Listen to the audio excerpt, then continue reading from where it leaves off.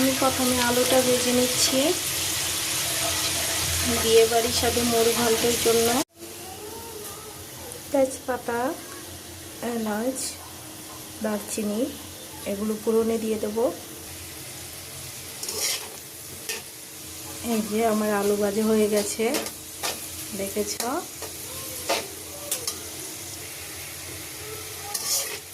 হ্যাঁ, এই যে লাল লাল করে আলু ভাজি হয়ে গেছে। এখন আমি চালটা দিয়ে দেব।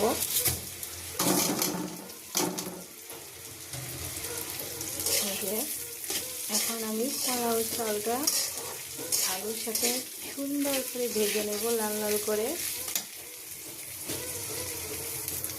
দেখুন, আর ওই যে তেজপাতা, এলাচ ফোড়নে দিয়ে দিলাম। তবে আমি বেশি লাল করব না, আমি খুব একটু হালকা করে একটা নাড়াচাড়া দিয়েই সব দিয়ে দেব। আমার চালটা এখন ভাজি হয়ে গেছে, দেখো। এখন আমি মাছের মুড়ো দিয়ে দেব চালের মধ্যে।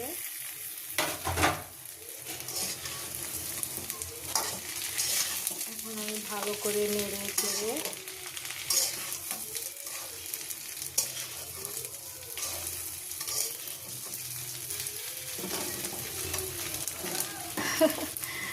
আমার কড়াইটা খুব নড়ছে, আর আমি ভিডিও করছি তো